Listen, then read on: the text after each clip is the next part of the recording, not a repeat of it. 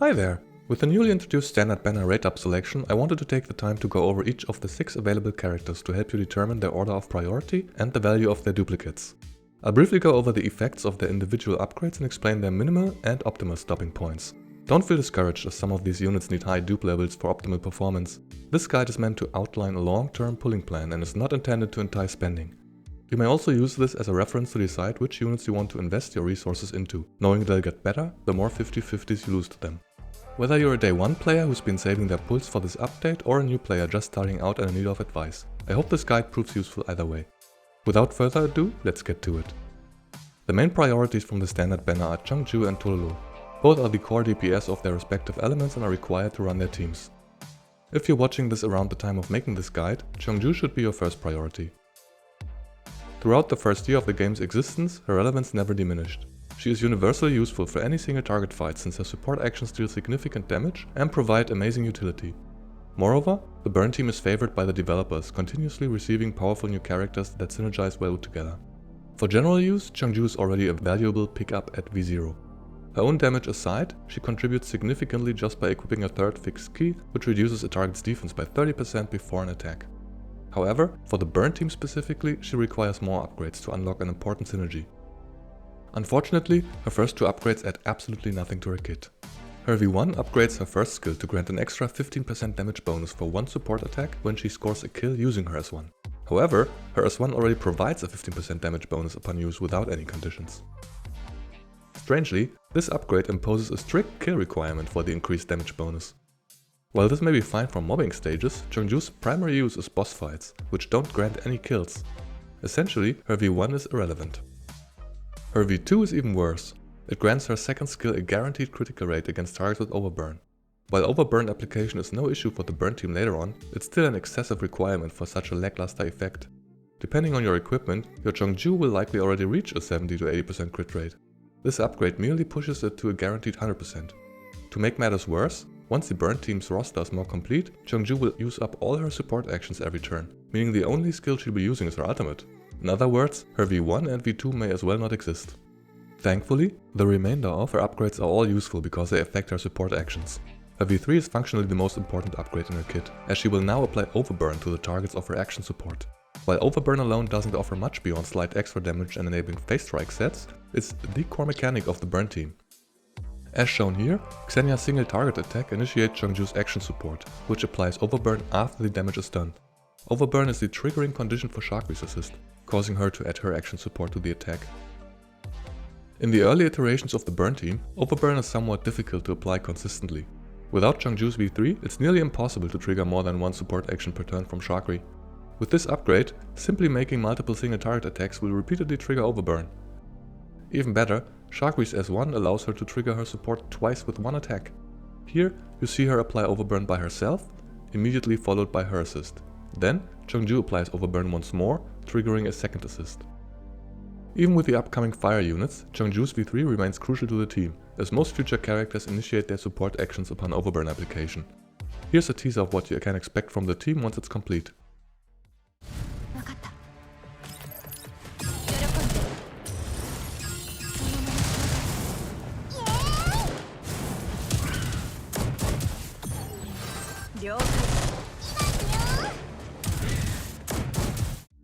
All of these attacks revolve around 2 overburn applications, one of which came from Qiongjiu.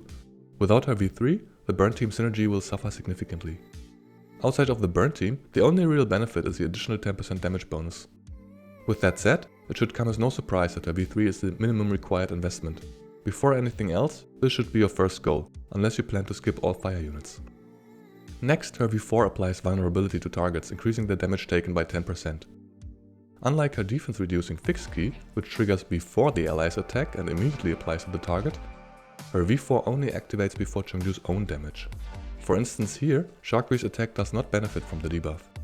Overall, this provides a slight damage increase but nothing too exciting.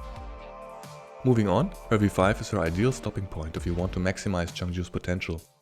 When an ally triggers Qiongjiu's support, she grants a 20% damage boost to herself and the initiating ally before any damage is dealt. This buff lasts for only 1 turn, meaning it applies only to that attack, but it provides a substantial increase for 2 DPS units at once. She will continue to apply this buff as long as her ultimate buff is active. However, note that the activation of her V4 and V5 effects is tied to her ultimate.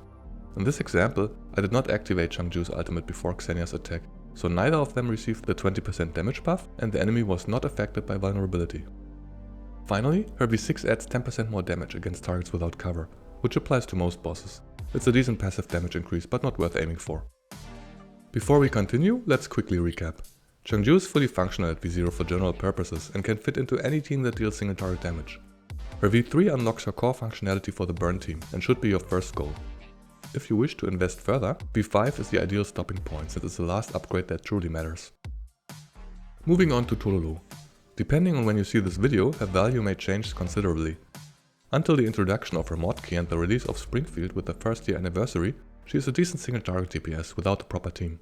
Pulling for her now in February 2025 is solely an investment in her future value. Still, since she needs a few of her dupes to function optimally, I suggest making her your second priority so that you're not caught with your pants down when Springfield gets announced. Her V1 is really nothing to write home about. Her first skill will ignore 15% of a target's cover if she exploits a weakness. As shown here on the left, the target is not weak to Tololo's weapon or element, so it still benefits from the full 30% cover damage reduction. On the right, the target is weak to assault rifles and therefore loses 15% of its protection. Are you impressed? No? Okay, let's continue. Her V2 is her minimum required investment. It changes the typing of her second skill to hydro damage and restores 1 additional confectance point, increasing it from 2 to 3. With this, all of her kit deals hydro damage, meaning you fully benefit from all elemental buffs and generate light spike with all your attacks. In my Tololo character guide, I go over her rotation in much detail and explain how it revolves around cycling her confectance points to reactivate her extra action. I mentioned that the extra confectance point here is not enough to shorten her cycle by a turn. However, since we're planning for the future, this will turn out to be functionally the most relevant of her upgrades. Before I explain this point further, let's first look at her V3. It increases the ultimate's bonus damage multiplier from 15 to 30%, which is okay, but not what we're here for. The more interesting part is the reduction of its cooldown by an extra turn. Before her V3, you're really locked to the cooldowns of her skills as long as you have targets to attack. However, with this, you can alternate between one of your skills and the ultimate, which is a considerable DPS increase. With these two upgrades in mind, it's time to take a sneak peek at her performance when she has her mod key and Springfield by her side. Here, you see her using her ultimate at the start of battle with full confectance points. This triggers her extra action and fully depletes her index. Now she uses her S2, which restores 3 confectance points, thanks to her V2. Due to her mod key and a buff from Springfield, she gains an additional 3 confectance points after every attack, immediately pushing her back to 6 confectance points and triggering another extra action. For this attack, the ultimate is ready again since her V3 lowers its cooldown to a single turn. As demonstrated, these were 3 attacks in one turn. If you have a V2, you can repeat this every turn by making her S2 the second attack when your confectance index is depleted. One use of the skill fully restores her confectance points and triggers the third action. Moving on to her fourth upgrade, an ideal stopping point. When she triggers her extra action, she receives a set of 4 attack buffs that boost her crit rate by 20%, her damage by 40%, and grants 30% defense penetration, lasting for 2 turns. When comparing her damage with and without the buffs, the difference is considerable. As shown here, having these buffs nearly doubles her damage, though to be fair, she gets some additional buffs from her fixed key, which exaggerates this difference by about 20 to 25%. Currently, Tololo cannot permanently maintain these buffs since her extra action cycle takes 3 turns. Once she reaches V6, her ultimate will restore 1 confectance point if it kills the target. With that, she can shorten her extra action cycle by a turn. However, as is usually the case when a condition requires killing a target, it's not useful for bossing stages. Additionally, with the foresight of her future performance, this upgrade becomes completely unnecessary. She'll be able to cycle her extra action every turn as long as she is at least V2, and at V4, her buffs will be permanently active. I skipped over her V5, which changes the bonus crit rate and crit damage from her light spike buff from 3 to 5%. Light spike stacks up to 8 times, so you're looking at an extra 16% bonus. Since crit rate shouldn't be much of a concern, it's effectively a 16% crit damage bonus. It's fine, but not worth aiming for. In summary, Tololo is still waiting for her time to shine, but when that moment arrives, she'll be an absolute menace. To fully unlock her potential, you need to reach at least V2 to achieve 3 actions per turn. Additionally, you'll want all your skills to deal hydro damage, since Springfield at V1 grants her a 70% hydro damage boost. Next, both her V3 and V4 are great DPS boosts and are worth building toward. This is where you should stop actively pulling for her. If you get her V5 by accident on a 50-50 loss, that's fine, but don't actively pull for it. Continuing with Mosin-Nagant. She's an electric DPS unit, which is very unfortunate for her since the element is struggling for relevance. While she can function as the core DPS of the team, her kit is extremely hungry for confectance points. As shown here, all of her skills consume confectance points, and at V0, her only means of restoring them is by activating her support actions.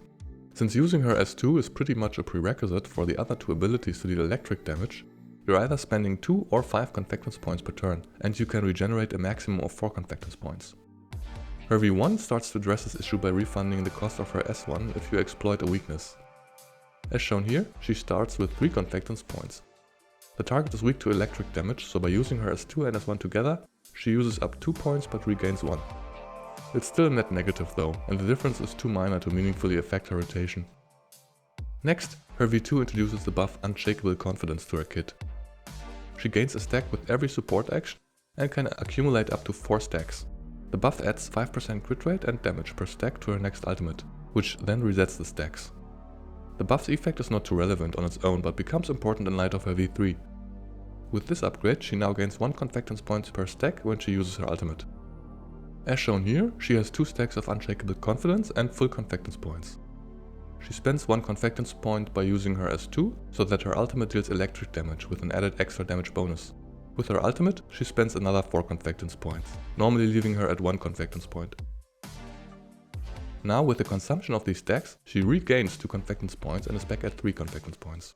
This is her minimum requirement to function properly. Assuming you trigger her support actions every turn, you regenerate 4 confectance points and also have 2 stacks of Unshakable Confidence, which refund 2 points from her ultimate. Therefore, you'll be able to execute her best DPS combo of S2 plus ultimate every turn. To illustrate the impact of this change, I'll show you a typical boss gameplay at V3 and above. Ignoring the first turn, her rotation begins after her first 2 support actions when she's at full confectance points and has 2 stacks of Unshakable Confidence. When it's her turn, she uses her S2 and ultimate, which drains her of 5 confectance points but refunds 2 from the buff. With the next 2 assists, she's back at full confectance points again and repeats the S2 plus ult combo.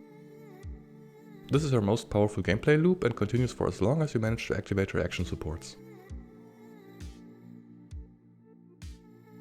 Moving on to her V4. This is her optimal investment target, as it effectively changes her support actions from physical to electric damage. This means her assists will benefit from elemental buffs and contribute significantly more to her total DPS. As shown here, the active engagement buff, which is the same as from her S2, activates before her assist and changes its typing. However, it remains active only for this attack.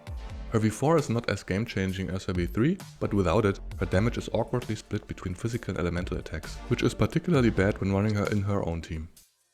Next, her V5 adds another 10% damage bonus to active engagement, increasing it from 30 to 40%.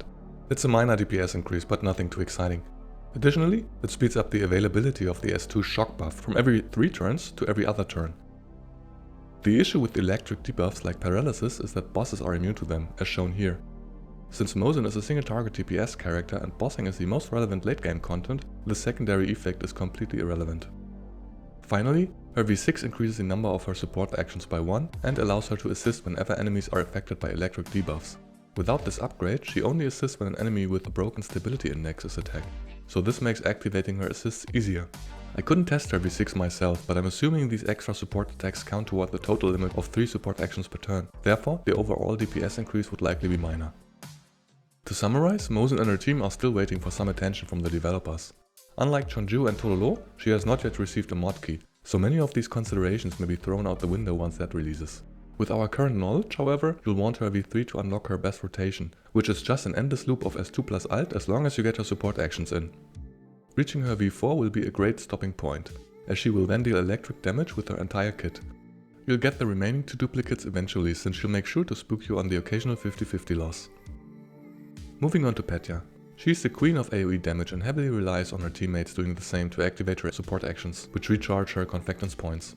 Peritya's value is largely tied to the release of Qiongjiu. Before that, she didn't have much of a prominent use. However, with her corrosion element partners, she forms a strong team, making her worth building up. The good news is that Peritya is fully functional at V0 and no duplicates are required. In particular, when considering the corrosion team in the context of boss challenges, most of her upgrades add nothing noteworthy. Her V1 gives her the ability to dispel up to 3 buffs from a target, something you'll rarely need, but it may come in handy at some point. Her V2 increases the range of her S2 in every direction by 1 tile. For comparison, I'm putting the two area of effect ranges side by side. On mobbing stages, this range increase may have some utility since she can use the skill to drag enemies out of cover. However, it's irrelevant for boss fights.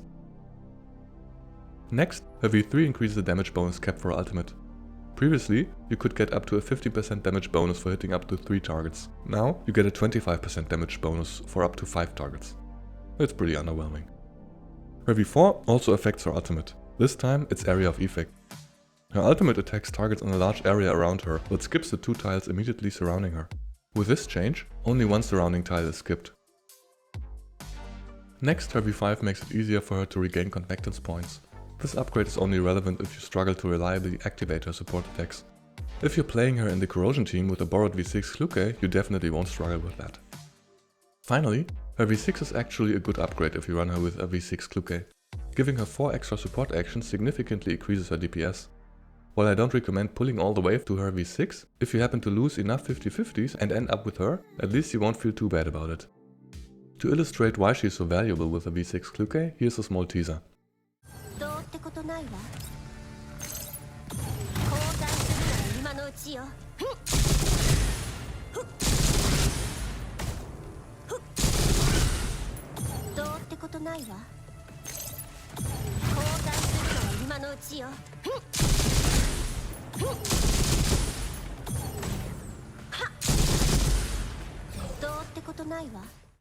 As you saw, Qiongjiu's V6 ultimate triggers Petya's support actions 3 times per use, and since she gets to do it twice, that's 6 support actions used up instantly.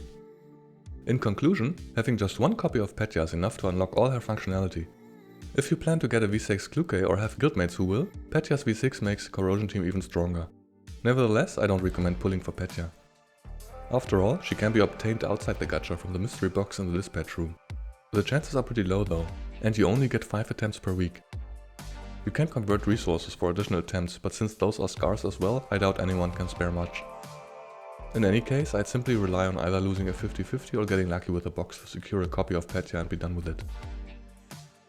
Continuing with Vepley. She's a physical vanguard character with decent AoE damage and utility in her kit. Due to her physical typing, she doesn't have a dedicated team, making her more of a flex pick when her utility fits the situation. I see Vepley's value mainly in boss challenges where she can cleanse buffs and apply vulnerability. Unfortunately, her upgrades don't enhance that aspect and instead only improve her ability to clear maps. Since we're talking about long-term investment, I doubt this will matter much to late game players. That said, since we'll eventually end up with a V6 Vepley anyway, let's quickly go over the effects. Her V1 grants her 3 additional tiles of movement when her first skill hits 2 or more targets. This allows for riskier positioning as long as you're not straying too far from cover. Her V2 guarantees critical hits against slow targets when using her second skill. The slows don't have to come from Vepley herself, Frost from the Ice team works as well. As shown here, the skill indicator displays a 100% crit chance before activation. Next, her V3 ensures that her ultimate's Overzealous debuff is applied before rather than after the attack. Overzealous increases the damage targets take from Vepley, so applying it post-attack makes little sense. From my testing, this upgrade seems to be bugged and still applies the debuff after the attack. Here, I'm using the ultimate of a V6 Vepley. As shown, the targets are affected by a movement slow before the attack. Vepley's ultimate then hits, but neither enemy has her debuff. Only afterward, with one enemy dead, does the debuff appear on the target alongside her vulnerability debuff. This is how it worked before V3, so I assume this is a bug.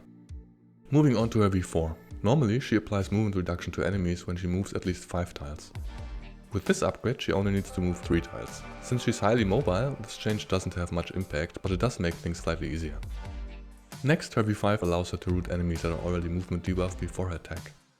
Honestly, I have no idea what practical use a root has in this game. If you know one, please enlighten me in the comments below. Finally, her V6 adds a stun to her ultimate, if it only hits a single target. This is nice if you're roaming the map solo with her and can't finish off an enemy, but as usual with crowd control effects, it won't work on bosses. In summary, Vepley is fully functional at V0 and is given for free to everyone. Therefore, I strongly advise against pulling for more copies. Even if you really like her duplicates add very little to her kit and completely neglect her role as a supporter. I'm sure she'll haunt many of our 50-50 losses in the future, so don't waste any tickets. Finally, an honorable mention to Sabrina.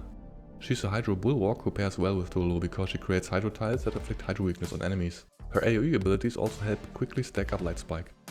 As a Bulwark, she's quite versatile and can slot into many teams as a flex pick, adding some survivability. Her counterattacks synergize particularly well with Qiongjiu, as this short gameplay example will demonstrate. Unlike Macchiato's and Diane's interceptions, Sabrina's counters activate after taking damage, but they can still trigger all support actions that react to single target attacks. This allows her to contribute to the team's total DPS without dealing much damage herself. I won't go over her duplicates in detail because she's available for free from the weekly boss shop. You can access it via the button in the lower left corner of the standard battle screen, where you can purchase 15 of her shards per month. If you do this, and I think you should, it will take about a year to fully max her, assuming no 50-50 spooks. In terms of value, her V4 increases the stability damage of her counters, which is always useful. Her V5 is her optimal breakpoint, as it lets her use her ultimate without consuming confectance points and grants extra command, ensuring her counters are always active. To wrap things up, here's my long-term pulling recommendation for the standard banner. It mainly focuses on optimizing Qiongjiu and Tololo, though future units and mod keys may shift priorities. First, I suggest you get your first copy of Qiongjiu. From there, continue pulling until you reach her V3 to unlock her functionality for the burn team. Once you reach that, I suggest to switch to Tololo until you reach her V2, which prepares her for Springfield. If the Springfield patch is very close by the time you watch this guide, you can switch around the order and prioritize Tololo's V2 before Qiongjiu's V3. Assuming we're still closer to the time of making this guide, I suggest to keep going with Qiongjiu until you reach her V5. It's a big DPS increase for any team she runs with, and cements her as one of the most universally useful units in the game. Afterward, you can push Tololo until it reaches her V4.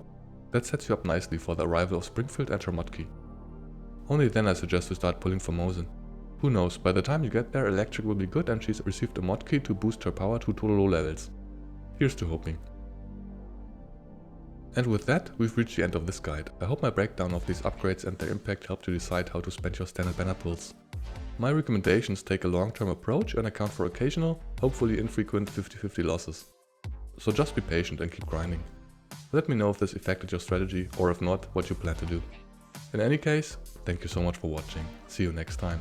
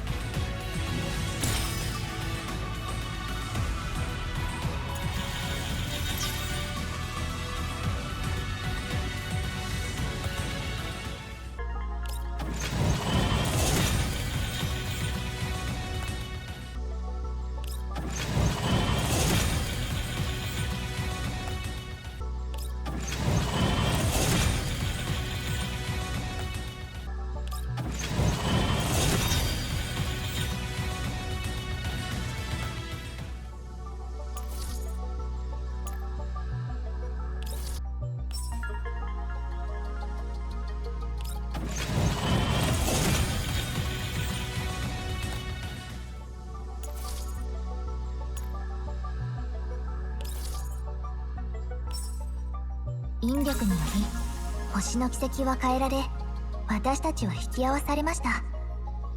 トロロ、入隊いたします。